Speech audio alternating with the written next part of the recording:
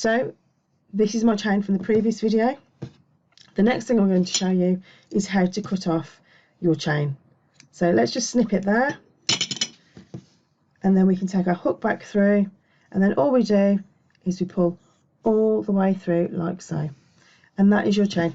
What I would recommend, as I do with my face-to-face classes, is keep doing your chains until they look neat, consistent and manageable. So in other words, they're not too tight, they're not too loose, they've just got a nice consistent look to them. Let's take this in a bit closer so you can see what it is you're looking for. And that is what you're looking for, because when you come to work into this, when you're working a blanket on the turn, this is going to be really important, because you are going to be working back into these chains. When we're doing the granny square method, we are working around our chains, so it's not too much of an issue if there are issues. But if we are working on the turn, a chain foundation is super important. Right, I'm going to pause it here and we'll come back to you and we'll work on our flower chain. Okay, so let's just get our wool in hand. We're going to need to do a slip knot. I'm going to show you, let me just lift my camera up, which I forgot to do. I'm going to do it quickly using my hook. So I twist it all the way around. I anchor just underneath. There isn't a knot there, but where the twist is. And then I just pick up the yarn as I would do the chain, and I just pull through like so. And then I do just tighten that a little bit, because I don't want it to look like a chain. It's my slip knot at the end of the day, so I don't want to count that as a chain. That is my knot. Right, so now you've done your chain, you might find that a little bit easier because you're used to holding your hook. So that's a nice way to start. In the pattern it says that we need to chain 4. So 1, 2, 3, 4. How do we count 4? Well, let's have a look. Each plait or each of these is a chain. So 1, 2, 3, 4. We don't count the loop that is on our hook. We then take our hook through the first loop that we made, the first chain that we made after our slip knot, and then you should have those chains looking like this. So where do you anchor? Well, hold it there, just in that loop, just so it doesn't keep moving, because what you need is some resistance so you can pull your hook in and out, but without holding your hook. So yarn over and pull all the way through, and that is what's called a slip stitch. Okay, because we're not actually making a stitch, we're just pulling the wool all the way through. Then you need to open up your chains that you've made, and you'll see a little circle inside. But for now, we're going to hold it right there. Chain another 1, 2, 3, 4. Let me just go back and just double check that I'm making sure I'm telling you how to do. So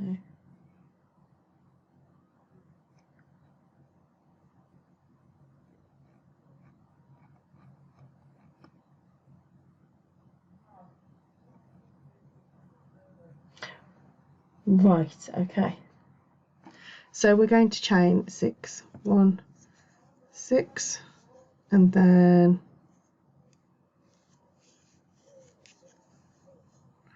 whoops, sorry, my mind went blank then.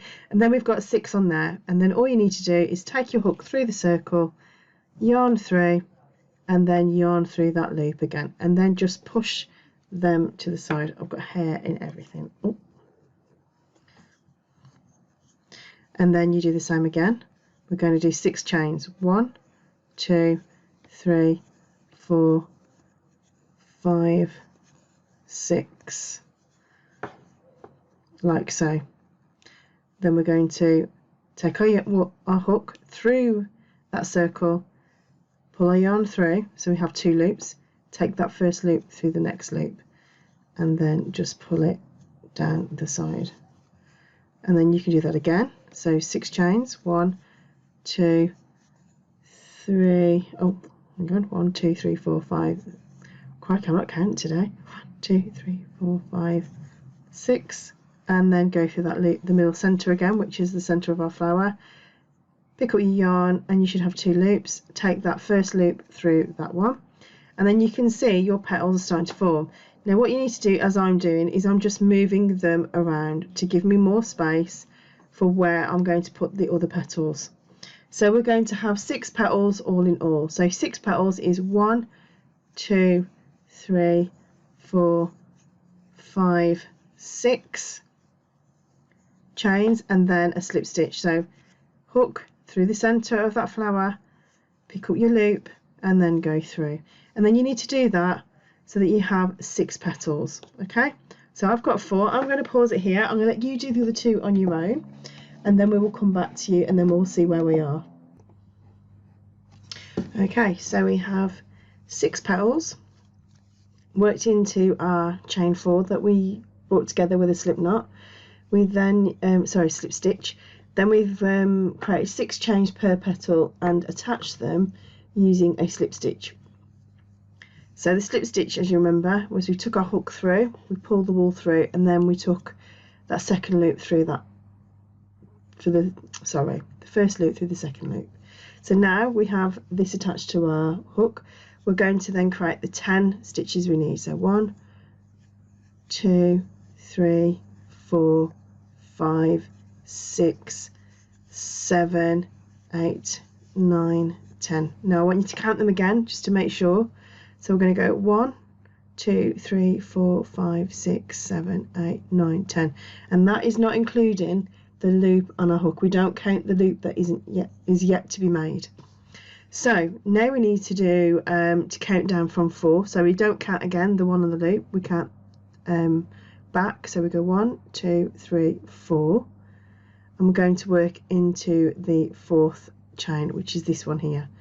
So this is a little bit tricky because again you're having to count stitches that are already there. We're going to pull our yarn through and then pull through that second loop to create our slip stitch. Open it up so you can see that we've got that center there and anchor in that place there.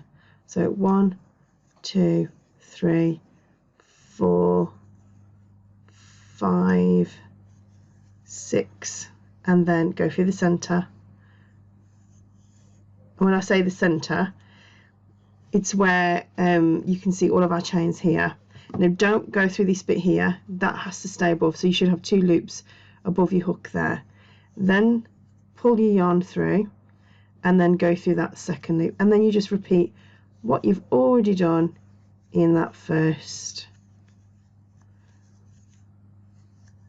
1, 2, 3, 4, 5, 6. Yep, that's fine. And then slip stitch. Now this one's a little bit trickier because before we had a clear circle to work into. Let me just pull my wool a little bit. It's decided to not just when I don't need it to.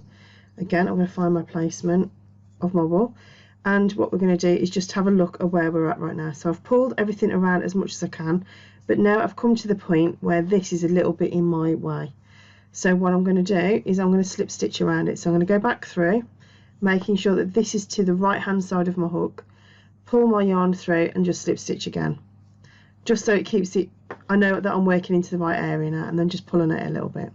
So 1, 2, 3, 4, 5, 6, and then just work into the center of that circle again, and then you can just maneuver your petals around, just pull them around to give you space to work into because they're not attached to anything as such.